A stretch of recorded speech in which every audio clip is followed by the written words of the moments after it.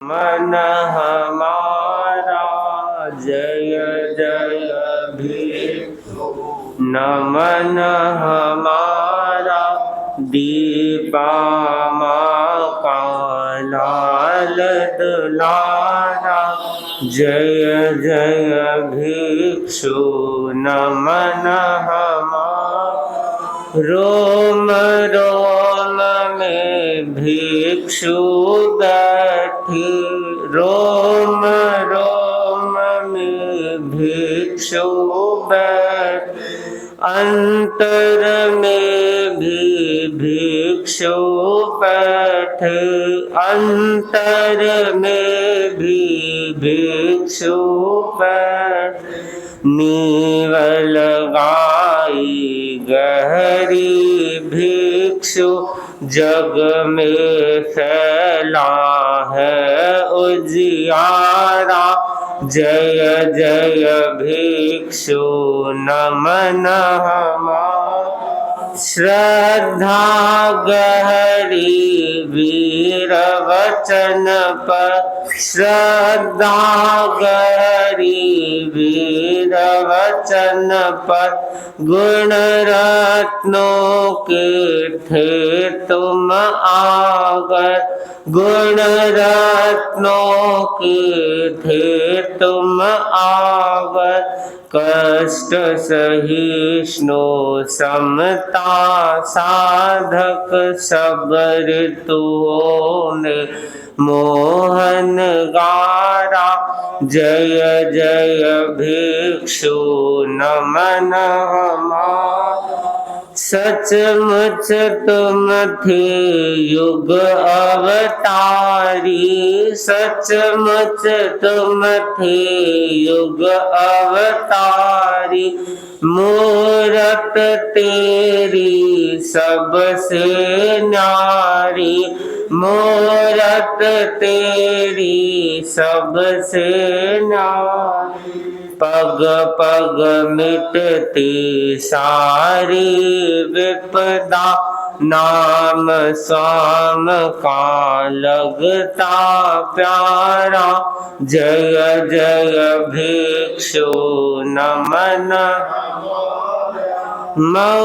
मंगलकारी भिक्षु स्वामी मंगलकारी भिक्षु स्वामी महा उपकारी अंतर्यामी महा उपकारी अंतर्यामी कलयुग में भी सतयुग लाए भव्य जीवों को तुमने तारा जय जय भिक्षु नमन हमारा दीपामा का लाल दुलारा जय जय भिक्षु नमन हमारा।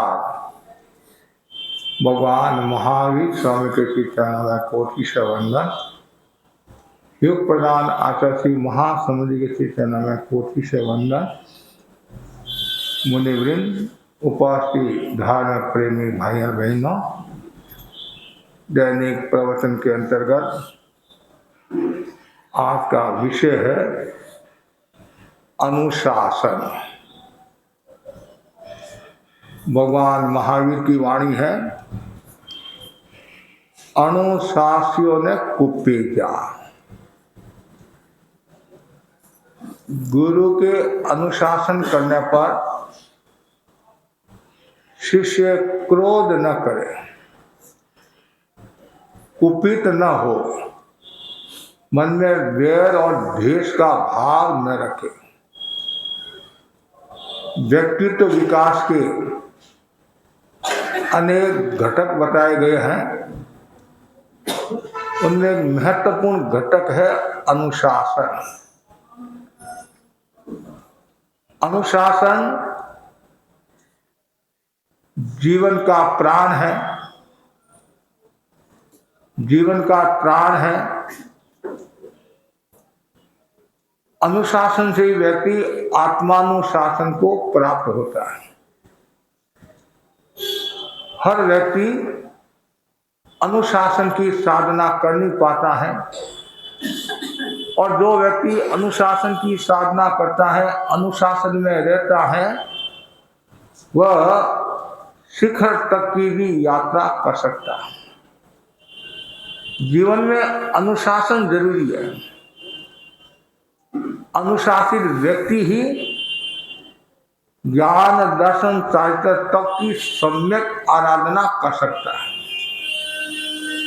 अनुशासन के अभाव में न सत्य की साधना है और न शील की साधना है। अनुशासनहीन व्यक्ति उच्छृंखलता उद्दंडता को प्राप्त होता है। वर्तमान के माहौल में हम ऐसा प्रतीत करते हैं, ऐसा अनुभव करते हैं, घर परिवार में अनुशासन की कमी होती जा रही है। एक समय था घर का जो मुखिया कह देता स्वीकार है, और आज ऐसा लगता है थोड़ा थोड़ा अंतर आ रहा है। जिस घर परिवार समाज में नेतृत्व के प्रति आस्था नहीं होती है, मुखिया के प्रति आस्था नहीं होती है, मुखिया के वचनों पर आस्था नहीं होती है, तो समझना चाहिए तो कभी भी विकास नहीं कर सकता। कि अनुशासन जो है विकास का मूल स्रोत कह सकते हैं। जब हम अतीत की घटनाओं के बारे में पढ़ते हैं, इतिहास पढ़ते हैं, श्रावकों का इतिहास पढ़ते हैं, साधुओं का इतिहास पढ़ते हैं, तो ऐसा लगता है उन व्यक्तियों के भीतर में कितना अनुशासन था, कितना समर्पण था परिवार के प्रति, समाज के प्रति, संघ के प्रति, गुरु के प्रति। तो अनुशासन जहां होगा वहां फिर प्रकाश ही प्रकाश है। और अनुशासन कब होगा? जब आपके भीतर में श्रद्धा का भाव होगा, समर्पण का भाव होगा, तब ही आप अनुशासन की साधना कर सकते हैं। यदि आपके भीतर में श्रद्धा नहीं है, समर्पण नहीं है, तो अनुशासन कहां से आएगा? गुरु जो कहते हैं और आपने उसको स्वीकार किया, आपके भीतर में श्रद्धा का भाव है, और जो श्रद्धा के साथ में गुरु के वचनों को सुनता है तो समझना चाहिए उसका बेड़ा पार है। एक केवल राजी रखने की दृष्टि से कोई बोलता है तो उसका रूप अलग होता है, और एक वास्तव में गुरु मेरे हित के लिए कह रहे हैं, मेरे कल्याण के लिए कह रहे हैं, मेरे सुधार के लिए कह रहे हैं, जिस दिन ये भावना आ गई तो समझना चाहिए वो हर क्षेत्र में उन्नति नहीं तो अवनति को प्राप्त होता है। आवश्यकता है हमारे भीतर में अनुशासन का विकास हो, अनुशासन का अनुकरण करे, मतलब अनुशासन के पथ पर चले। जो व्यक्ति अनुशासन के पथ पर चलता है तो उसका विकास होता है, और वह व्यक्ति हमेशा विशुद्धि को प्राप्त होता है। हर व्यक्ति अनुशासन को स्वीकार नहीं कर सकता है, और हर व्यक्ति के ऊपर अनुशासन किया भी नहीं जा सकता है, हर व्यक्ति अनुशासन सहन कर भी नहीं सकता है। और जो आचार्य होते हैं, बड़े होते हैं, वे द्रव्य क्षेत्र काल भाव देखकर ही अनुशासन करते हैं, हर के ऊपर अनुशासन नहीं करते हैं। जिनके पैर मजबूत होते हैं और जो सहने की क्षमता रखता है, उसके ऊपर ही अनुशासन किया जाता है। अनुशासन में रहने वाला व्यक्ति अंतर यात्रा को प्राप्त होता है, शक्ति को प्राप्त होता है, संपदा को प्राप्त होता है, वैभव को प्राप्त होता है, सफलता को प्राप्त होता है, और उसका मान सम्मान बढ़ता है। और जिसके जीवन में अनुशासन है, परिवार और समाज में अनुशासन है, संघ में अनुशासन है, वह संघ तेजस्वी, यशस्वी, मनस्वी कहलाता है। आपने नाम सुना होगा मुनि मोजी राम जी स्वामी का। हमारे तेरापंथ धर्म संघ के वरिष्ठ संत थे, व्याख्यानी और तत्वज्ञानी संत थे। यह घटना है आचार्य भारमल जी स्वामी के समय की। और आचार्य भारमली स्वामी के बारे में बताया जाता है कि वो तो सरल है, भोले है। जब आचार्य भिक्षु ने भारमली स्वामी को उत्तराधिकारी बनाया तो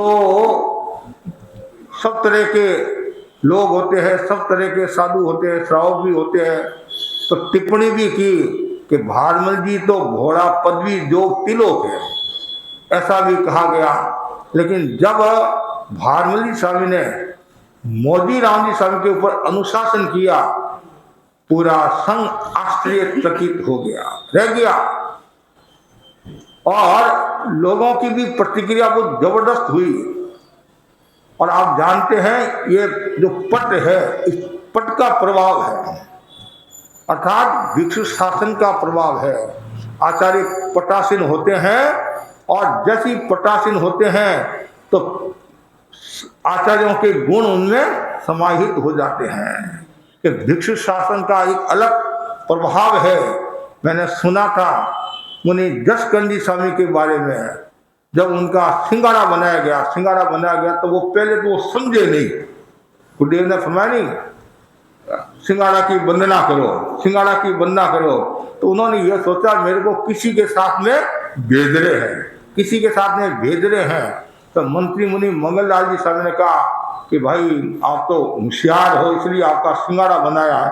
होशियार हो सिंगाड़ा, हम तो यहाँ राज में बैठे हैं, आप होशियार इसलिए पर प्रोत्साहित करते थे।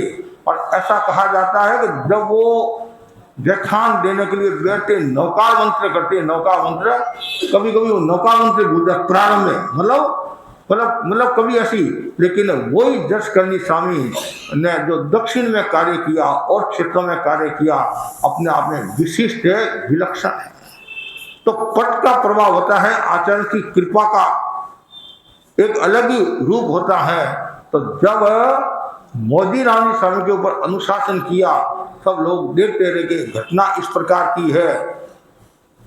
मोदी राम जी स्वामी ने मध्य प्रदेश में चातुर्मास किया, मालवा में चातुर्मास किया, और चातुर्मास की परिसंपन्नता के बाद अनेक गांवों नगरों का स्पर्श करते हुए मेवाड़ के एक गांव लावा सदारगढ़ में पधारे।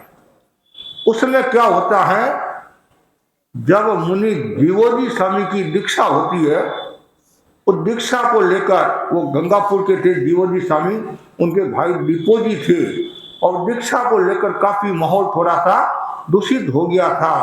तो उसमें आचार्य भारमली स्वामी ने कड़ा अनुशासन किया था। आमेर के 2 श्रावकों को संघ से निष्कासित किया। आपने साधु संतों के बारे में तो सुना, कोई आचार्य भारमली स्वामी ने 2 श्रावकों को संघ से निष्कासित किया, अमरोजी डांगी और एक और श्रावक का नाम मतलब इतिहास में नहीं आता, लेकिन ऐसे 2 श्रावकों का नाम है। उनमें एक का इतिहास में नाम आता है, एक का अज्ञात है। और उसने आचार्य भारमली स्वामी ने यह भी कहा, मेरी आज्ञा के बिना कोई भी सिंगाड़ा, कोई भी साधु साध्वी लावा सदारगढ़ में नहीं रुके। आजकल तो हमारे को पता चल जाता है, श्रावक भी कह देता है, आजकल तो इतने साधन हो गए, मोबाइल है, व्हाट्सएप है, नहीं आने वाली बातें भी आ जाती है, मतलब नहीं आने वाली बातें भी आ जाती हैं। और उसमें इतने साधन नहीं थे। और जब ऋषि राय का स्वर्गवास हुआ, रायचंद का स्वर्गवास हुआ, 10 दिन के बाद में 10 दिन के बाद में दयाचार्य को पता चला कि ऋषि राय का स्वर्गवास हो गया। 10 दिन के बाद में जिस आदमी को भेजा कि भाई ये पत्र देना है, और वो आपके हिसाब से गया, अब वो जाने वाले तो चले गए हैं, देना ही तो है, बाद में दे देंगे। कभी कभी ऐसा भी हो जाता है। और जब गुरुदेव तुलसी का महाप्रयाण हुआ तो 10-15 मिनट में पता चल गया, और महाप्रज्ञ जी का महाप्रयाण हुआ तो कुछ ही समय में पता चल गया। समय की बात है, उसमें ऐसे साधन थे, आज ऐसे साधन है। तो उसमें तो वो साधु संतों को भी ध्यान नहीं था, क्यों, कौन सूचना दे, और वो तो विहार करके आ रहे थे, तो उनको पता नहीं था। वो लावा सदारगढ़ रुक गए। जैसे ही लावा सदारगढ़ रुके और आचार्य भारमली स्वामी राजनगर में विराज रहे थे, कांकरोली राजनगर में विराज रहे थे, उनको पता चला कि मोदी राम लावा सदागढ़ में रुका। किसकी आज्ञा से रुका? भारत के मन में आया कि बिना आगे वो कैसे रुक गया, और साधु संतों को निर्देश दे दिया कि जब मोदी राम आए कोई साधु साधी वंदना नहीं करे और न कोई सामने जाए। बहुत बड़ा कदम उठा दिया। अब इधर लावा सदागढ़ से उन्होंने विहार किया, और विहार करके धर्मंजला धरकुचा कहते नहीं गुरु दर्शन के लिए। अब गुरु के दर्शन करने के लिए जाते हैं तो एक अलग जोश होता है। मैंने देखा लालनू में या इधर विदासर में, तो जब मेवाड़ से मारवाड़ के साधु साधी पदार्थ हम लोग गुरु के दर्शन करने के लिए, तो मुझे याद है वृद्ध साधुनियां मतलब धीरे धीरे चलती है, धीरे मतलब बहुत मुश्किल से 12-12 बजे तक वो मंजिल तक पहुंचते। कितने 12-12 बजे तक मंजिल पहुंचते। तो इतना उत्साह था गुरु के दर्शन, इतना मतलब पंख लगे हुए थे, कहने पंख हंस कोयलियां मतलब पंख लगे हुए थे। और जैसे ही गुरुदेव उनका वापिस चातुर्मास फरमाते तो पैर ठंडे पड़ जाते हैं। मतलब धीरे धीरे गुरु के दर्शन का एक अलग ही एक अंदाज होता है, अलग ही एक माहौल होता है कि आज गुरु ने आज्ञा दिए कि दर्शन करो, कितनी खुशी होती है। चाहे नींद चला जाता है तो भी जोश आ जाता है। और गुरु कहते तुम्हारे को मेवाड़ जाना है, मारवाड़ जाना है, तो फिर क्या एक अलग जाना गुरु की आज्ञा वो तो जाना ही है और प्रसन्नता के साथ जाते हैं। लेकिन एक अलग, एक तो आदमी पियर आता है, भाई पियर आती है, एक ससुराल जाती है, तो थोड़ा फर्क पड़ता है। फर्क पड़ता है कि भाई अभी ससुराल जाना पड़ेगा। ससुराल अब जाना तो है, वही घर भी है, वही घर है, लेकिन थोड़ा सा वो रूप रहता है। तो वैसे ही वो प्रसन्नता के साथ गुरु दर्शन। और जैसे ही वो राजनगर पहुंचते हैं, और हमारी एक विधि है कि कोई भी संत आता है तो हम उनके सामने जाते हैं। राज में भी गुरु आज्ञा से हम सामने जा सकते, नैना में तो जाती है। और तो अब जैसे वो नजदीक आ रहे हैं, मोदी राम जी सामने सोचा कोई संत सामने नहीं आए। उनको पता है कोई सामने नहीं आए, और वजन भी कोई उठा नहीं रहा। क्या बात, मतलब कोई ले नहीं रहा है। और नजदीक आए, संत सब देख रहे हैं, सत्या देख रही है, सब देख रहे हैं, कुछ सामने नहीं आ रहे। क्या बात है, क्या हुआ? इसका मतलब कोई न कोई कारण है, दाढ़ में काला है क्या नहीं? अब लेकिन उनके मन में कुछ नहीं था, कुछ नहीं था। और संत सामने नहीं आते हैं, वजन नहीं उठाते हैं, तो एक भाव थोड़ा दूसरा हो जाता है। और नजदीक आए, संत सब देख रहे हैं, बात क्या है। और जैसे ही मोदी राम ने गुरु के दर्शन किए और समर्पण किया, और गुरुदेव ने की उठावनी जोरदार, सब लोग देखते रह गए।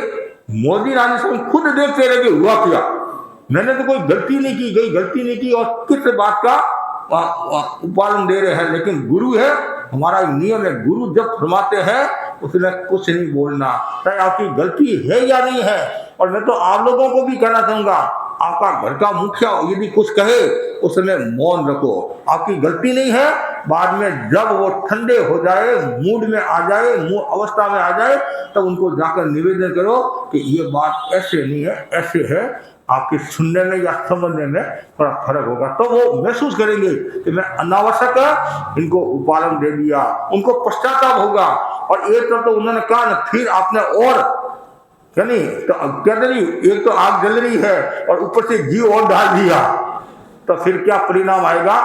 तो यह घर में कलह का वातावरण हो सकता है, और भी कोई रूप हो सकता है, गलत कदम भी उठा सकते हैं, या अलग हो सकते हैं, या और कोई समस्या आ सकती है। जिस समय बड़े कहे उस समय अरे छोटे ने भी यदि कह दिया, छोटे ने भी कह दिया, तो भी उस समय एक बार तो मौन रहना चाहिए, और फिर बाद में जो भी बात है बैठकर सुनना चाहिए और उसका समाधान देना चाहिए। अब गुरु ने इतना कड़ा उपालन दिया, और आचार्य धार्मिक स्वामी बोले, मोजीराम तुमने मेरी आज्ञा के बिना तुम लावा सजार कर कैसे रुका? और उनको पता नहीं बेचारों को, मुझे ध्यान नहीं था, आपकी आज्ञा, मेरी गलती हुई, और आप जो भी मुझे प्रायश्चित देंगे और मैं लेने के लिए तैयार हूँ। गलती को उन्होंने स्वीकार किया। जैसे ही गलती को स्वीकार किया, और भारत का संतो दर्शन करो, इनका वजन लो। अब हमारा अनुशासन तो यही है, नहीं गुरु आज्ञा तो यही है। सब लोग देखते रह गए, जो श्रावक थे वो भी देखते रह गए, घोड़ा नहीं है, गजब का घोड़ा है, मतलब इतना कड़ा अनुशासन, सब देखते रह गए। तो संघ को तेजस्वी बनाना है तो अनुशासन जरूरी है। अनुशासन नहीं होगा तो संघ कैसे चलेगा। पर राजस्थानी कहावत नहीं, टाबरों घर चालते तो बाबो बूढ़ी जो लाते हैं, समझे नहीं। तो मतलब टाबर से घर नहीं चलता है, बड़े भी चाहिए, अनुशासन वाले भी चाहिए, सब तरह के चाहिए। नहीं जैसे कुंभ का घड़ा बनाता नहीं तो अंदर भी हाथ रखता है, ऊपर से भी मारता नहीं, तो तब वो घड़ा बनता है। और पौधा है, पौधे को खाली पानी देते रहोगे क्या होगा, वो गल जाएगा। और पानी नहीं देंगे तो क्या होगा, वो सूख जाएगा। कभी कभी देखते हैं बच्चों को इतना लाड देते हैं, इतना प्यार देते हैं, बस मेरे तो एक ही बेटा है, एक ही पोता है, और क्या कमी है, रोजाना लाख की कमाई है, बेटा ले जा, तो बेटो ढेटो हो जाएगी और फिर वो आपके विरुद्ध ही हो जाएगा। कभी कभी ऐसा देखते हैं कि वो इतना उच्छृंखल हो जाएगा, इतना उद्दंड हो जाएगा, मुझे ये चाहिए तो यही देना पड़ेगा, फिर आपके आंखों में आंसू आएंगे। इसलिए शुरू से ही अनुशासन में रखना, ठीक है। खाने पीने में कंजूसी नहीं, तो उचित आवश्यकता की पूर्ति करना माँ बाप का कर्तव्य है। अनुचित आवश्यकता की पूर्ति करना जरूरी नहीं है। आपको लगे इसकी आवश्यकता है तब तो माँ बाप का कर्तव्य है, एक नैतिक कर्तव्य है, तब पढ़ाई संबंधी या और कोई संबंधी अनावश्यक कोई भी आवश्यकता की पूर्ति नहीं करनी चाहिए। और करोगे तो कभी न कभी नुकसान भी हो सकता, बाकी तो ज्ञानी जाने उनके आत्मा।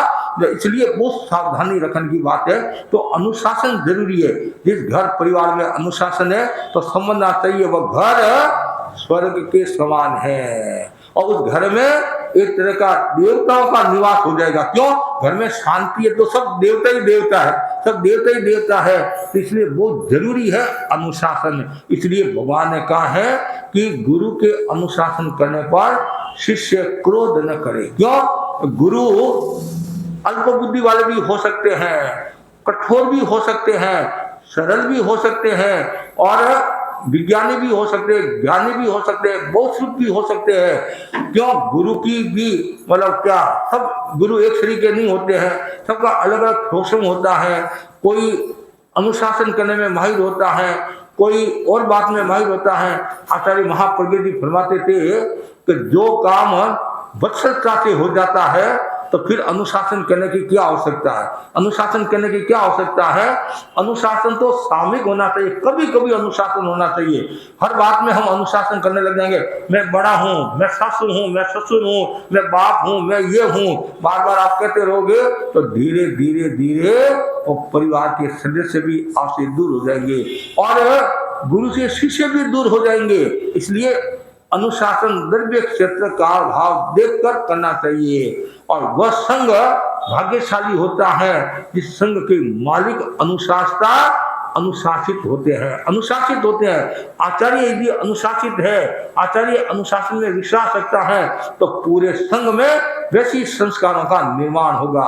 और तेरापन धर्म संघ में जब दीक्षा लेते हैं तो सबसे पहले अनुशासन का ओज, कहते नहीं ओज, मतलब अनुशासन की बात कही जाती है। जैसे गुरु ने कहीं भी भेजा, राजी राजी जाना।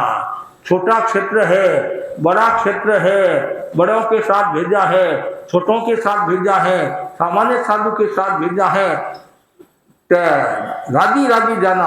अब राजी राजी जाते हैं तो समझना चाहिए आपके भीतर में अनुशासन है और अनुशासना के प्रति आस्था है। क्यों? आस्था के बिना अनुशासन को आप स्वीकार नहीं करोगे। गुरु के प्रति, संघ के प्रति आस्था, तो आज तेरापन धर्म संघ का जो नाम है और उनमें एक महत्वपूर्ण जो नाम होने का बड़ा कारण है अनुशासन। और भी कई कारण, खूब कारण है। जो एक आचार, एक विचार, एक समाचार्य और एक आचार्य की परंपरा। लेकिन आज अन्य धर्मों के साधु साधु या और कोई मिलते हैं जो क्या कहते हैं कि अनुशासन तेरापन धर्म संघ से सीखना चाहिए।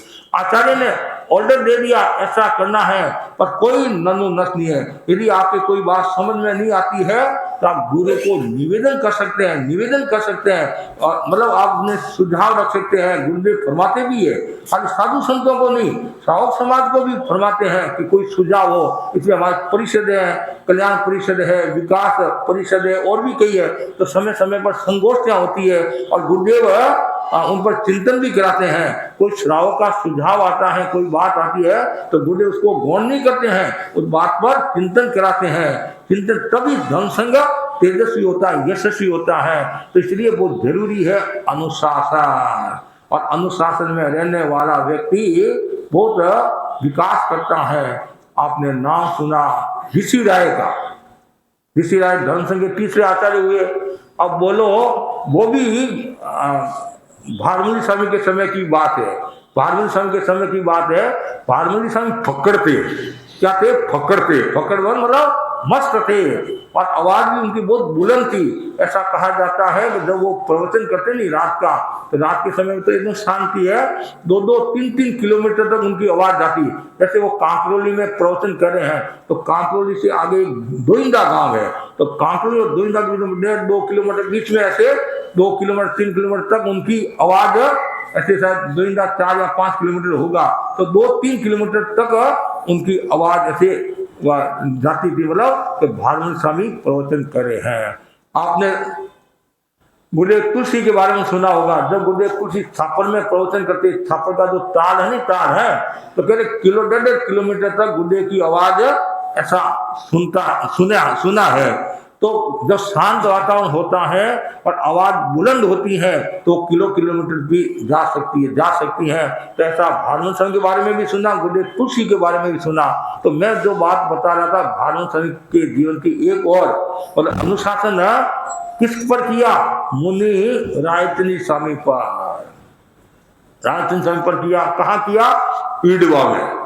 ईडवा गांव नहीं, बोरावर डेगाना ईडवा की घटना है। तो भारमणि स्वामी अंदर विराजे हुए थे और ऋषि राय प्रवचन कर रहे थे, रात्रिकालीन प्रवचन कर रहे थे, रामायण आदि का प्रवचन कर रहे थे। और प्रवचन करते करते कोई चूके होंगे या पद्य ऊपर नीचे ऐसा कुछ हो गया होगा, और भारमणि स्वामी के ध्यान में आ गया और अंदर बैठे बैठे रायचंद क्या गप्पे मारा है, क्या कहा?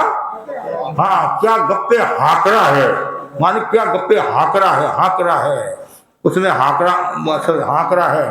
अब ये बात कही और ऋषि राय ने सुनी, तत्काल खड़े हुए, वंदना की और गुरुदेव ध्यान रखने का भाव। यहाँ तक तो ठीक। और जैसे ही कार्यक्रम पूरा हुआ, प्रवचन पूरा हुआ, अंदर आए, वंदना की, अब छदमस्त है। हाँ, तो उन्होंने भी गुरुदेव से कहा, गुरुदेव प्रवचन के बाद भी आप फरमा सकते थे, परिषद में आपने फरमाया, परिषद में फरमाया। जैसे ही कहा, खेसी, उनके मामा थे नहीं ऋषि राय, खेसी भाणेज क्या कह रहा है कि परिषद में नहीं फरमाता, यहाँ पर हम तो ऐसे ही फरमाएंगे, ऐसे ही फरमाएंगे, ऐसे ही फरमाएंगे। जैसे ये कहा और खेसी ने कहा, रायचंद कर वंदना, गुरुदेव जैसा आपका आदेश वैसा हम करेंगे। कितना अनुशासन, ऐसा अनुशासन होता है तभी व्यक्ति आगे बढ़ता है, तभी वो आचार्य बनता है। भारमणि स्वामी का खुद का जीवन ले लो, भिक्षु स्वामी ने कितना अनुशासन किया। कहा एरिया समिति संबंधी तुम्हारे कोई गलती देखे और मेरे को आकर कोई कह दे कि इसने गलती की है, तो एक तेला, क्या एक तेला। अब बोला आप सब लोग देखते रहते, तेला एरिया समिति संबंधी, वो गुरु होते, वो गुरु पार्टी होते हैं। फिर निवेदन किया भारमणि स्वामी ने, गुरुदेव कोई जानबूझकर कोई कह दे कि इसने एरिया समिति में गलती की है, तो फिर तब भिक्षु स्वामी ने चिंतन किया कि जो बात कह रहा सही है, बात में तो तंत्र है, तो उसमें ऐसा सोचना कि गलती है तो तेला, नहीं तो भाई पूरे भाव के कोई कर्म होंगे या निर्जला समझ कर लेना, लेकिन तेला करना है। क्या है? तेला करना है। और ऐसा कहा जाता है कभी भी उनको तेला करने की आवश्यकता नहीं पड़ी। क्यों? एरिया समिति वो सदी हुई थी। और दूसरी बात, गुरु अनुशासन करते हैं, क्यों? गुरु को आगे वापस अपनी व्यवस्था भी करनी होती है, भावी भी बनाना होता है, आचार्य युवाचार्य बनाना होता है। तो एक साधु पर नजर नहीं रखते हैं, अनेक साधुओं पर नजर रखते हैं, और फिर बाद में वो उनकी नजरों में आ जाते हैं, ये योग्य है, तो समय पर उत्तराधिकारी बना देते हैं। तो अनुशासन जरूरी है। एक छोटी सी बात आती है, एक गुरु के 2 शिष्य थे, शिष्य तो खूब थे, 2 मतलब प्रतिभा संपन्न शिष्य थे। तो किसी श्रावकों ने कहा, महाराज अब आप बूढ़े हो रहे हो, वृद्ध हो रहे हो, तो आपके पीछे उत्तराधिकारी बनाया कि नहीं बनाया, बनाया नहीं बनाया। तो श्रावकों की बात को उन्होंने सुना, महत्व दिया, तो ठीक है आज ही बना दे। क्या है, आज ही बना दे, मतलब आज ही बना दे। लेकिन गुरु तो गुरु होते हैं। तो एक शिष्य को कहा, जाओ अमुक साधु को बुलाओ, अमुक साधु को, और एक को कहा अमुक साधु को बुलाओ। और एक साधु गया और वो जिसके पास जाना था उसके पास गया। वो साधु पढ़ा रहा था, उपाध्याय का काम कर रहा था, पढ़ा रहा था। और जैसे कहा गुरुदेव आपको याद करे, जैसे कहा गुरुदेव याद करे, आया गुस्सा कि गुरु के और कोई काम नहीं है, अभी मैं पढ़ा रहा हूं, बीच में डिस्टर्ब करे, क्या काम है? ये तो पता नहीं। ठीक है, आया और आया आते अनशन बोलने लगा, आपको पता नहीं हर समय आप बोला देते हो, मैं साधुओं को पढ़ा रहा था, साधुओं की पढ़ाई खराब होती। कोई बात नहीं, जाओ। दूसरे साधु को जो भेजा था, क्या गुरुदेव आपको याद करे, लेकिन यहां पहले ने क्या कहा, तो क्यों बोला है?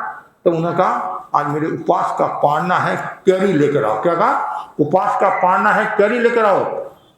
साधु हो कि साधु हो, साथी बुद्धि नाथी, हाँ साथी बुद्धि नाथी, और पारना में कैरी स्वाद का भाव रखते हो, और साधु को कड़कता कैरी खाना। ये पहले वाले ने उत्तर दिया कि साधु को कड़कता कैरी खाना, और आप साधु बनकर ऐसा बोलते, आचार्य बनकर ऐसा बोलते हैं। कोई बात नहीं, जाओ। और लोग भी सुन रहे, सब लोग भी सुन रहे। दूसरे साधु को बोला, वो भी आया, वंदना की विनम्रता के साथ, गुरुदेव मेरा भाग्य आपने मुझे याद किया, फरमाओ क्या काम है? कि बेटा आज मैंने उपास का पालना किया है और मुंह थोड़ा कैसा ही हो रहा है, तो कैरी। तो वो समझ गया कि क्या रहना, मुरबा कैरी का आचार वो। और मैं ये जानता हूँ कैरी तो आप कहोगे नहीं, क्यों, कैरी तो सचित होती है, कड़कती नहीं है, कड़कती नहीं है। लेकिन आप कोई कैरी का आचार है, मुरबा है आदि फरमाओ, जो भी आप फरमाओ मैं लेकर आऊंगी, जाओ। श्रावकों को कहा, देख लिया आपने, पहले के आचार व्यवहार देखा, और दूसरे का तत्काल दूसरे को क्या बना दिया, उत्तराधिकारी बना। क्यों बनाया? अनुशासन, विनम्रता, गुरु आज्ञा का पालन है। तो समय पर फिर बाद में तो आप भी पश्चाताप करते होंगे, और भी पश्चाताप करते होंगे, अरे इस समय मैं सजग रहता, मेरे को भी मुख्यमंत्री बना देते, मेरे को भी प्रधानमंत्री बना देते, मेरे को भी ये पद दे देते। लेकिन समय पर तो परीक्षा में पास हो जाता है, गुरु की नजरों में आ जाता है और नियाल हो जाता है। मतलब अनुशासन का अब बात तो कैरी की है, अब उनको सत्य प्रश्न करने की आवश्यकता ही नहीं थी। गुरु ने कहा कोई कोई कारण से कहा होगा, उसको तो इतने कहना था, गुरुदेव फरमाओ कौन सी कड़ी लेकर आऊं। आचार की कड़ी अलग अलग, और अति उपदेश देना शुरू कर दिया, उल्टा सुल्टा बोलने लग गया। और कैसे शब्दों का, दूसरा क्या बोला, गुरुदेव जैसी आपकी आज्ञा फरमाओ, क्या लाना कैसे, मैं जानता हूं आप सचित की बात तो करोगे नहीं, अचित की बात करोगे, जो भी आप फरमाओ मैं लेकर आता हूं। ये है अनुशासन, विनय। तो इसलिए अनुशासन जरूरी, इसलिए अनुशासन कुप्पीजा, बार बार ये बात कही गई है, गुरु के अनुशासन करने पर गुस्सा नहीं करे। कभी कभी हमारे साधु संत, छोटे छोटे संतों पर भी गुरु अनुशासन करते हैं, लेकिन वो अन्यथा नहीं लेते। वो जानते हैं गुरु हमारे हित के लिए करे, हमारे सुधार के लिए करे हैं।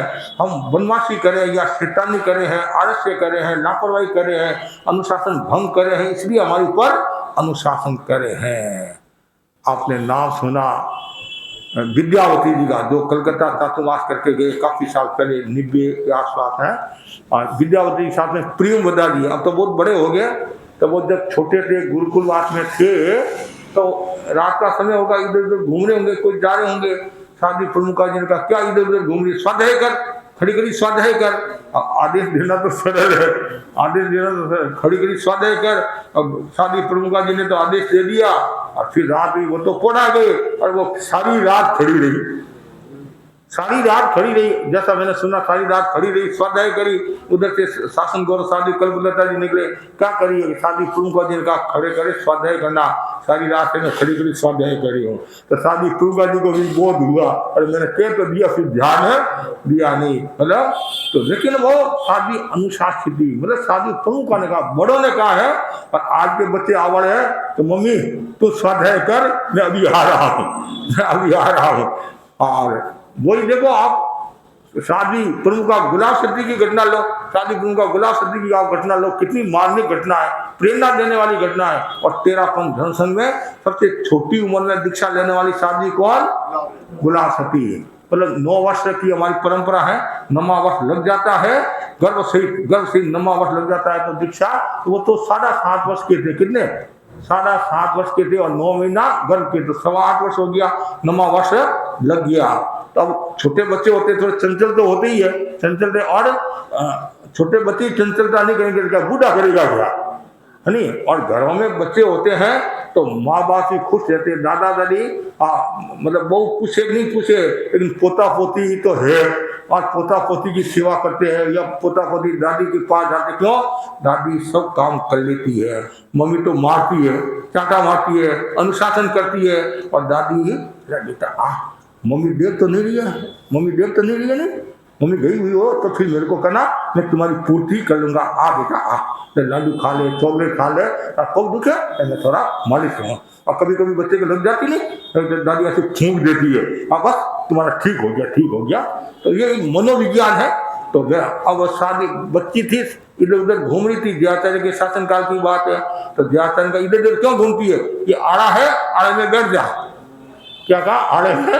आड़े में बैठ जा, ठीक है, गुरु का आदेश। कितनी अनुशासित, एक छोटी साधवी के मन में भी गुरु के वचनों पर कितना विश्वास, कितनी श्रद्धा, और आड़े में बैठ गई। अब प्रवचन में पधार गए, प्रवचन पूरा हो गया, सब कुछ हो गया, गोचरी आ गई। सत्या ने भी ढूंढा, वो नाम की कहा, मतलब छोटे हो ना उनको, कभी कभी क्या होता है, वो बचपन में नाम पड़ जाए, नाम की 80 वर्ष की भी हो जाती नहीं, तो नाम की कहा है, नाम की कहा मतलब उनके बड़े जो सत्या होते हैं कि नान की वो एक शब्द भी पड़ जाता है। कभी घरों में देखते नहीं कि भाभी, एक भाभी कहता है तो सब भाभी कहने लग जाते हैं, सब भाभी कहने लग जाते हैं। तो वैसे ही वो नान की देखा इधर है। फिर साध्वियाँ आई जयाचार्य के पास में, वो साध्वी गुलाबा जी का है। अरे जैसे कहा, और मैंने उनको कहा था आड़े में बैठने के लिए, क्योंकि आड़े में तो नहीं बैठी है। हाँ, देखा आड़े में यहाँ क्या करिए? जयाचार्य का उठी नहीं, तू मेरे को तो बैठने का कहा, उठने का कब कहा?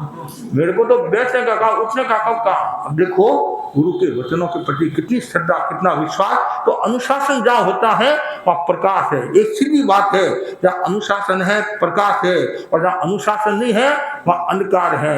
जहाँ अनुशासन है वहाँ ज्ञान दर्शन तत्व की मतलब वृद्धि होती है, और जहाँ उच्छृंखलता है, अनुशासनहीनता है, वहाँ फिर विकास नहीं होता है। घर में भी देखो तो विनयवान बहू है, अनुशासित बहू है, बेटा अनुशासित है, परिवार का सदस्य अनुशासित है, तो माँ बाप क्या करते हैं, सासू क्या करती है? तिजोरी की चाबी पकड़ा देती है, दुकान की चाबी भी बाप पकड़ा देता है, और विनीत नहीं होता है तो कोई भी नहीं पकड़ाता है। क्यों? भरोसा नहीं कर, घर से बाहर नहीं निकाल दे और कुछ नहीं कर दे। तो इसलिए अनुशासन जरूरी है, और जितना ज्यादा अनुशासन होगा उतना ही व्यक्ति का विकास होगा। आज चतुर्दशी है, चतुर्दशी और आचार्य भिक्षु ने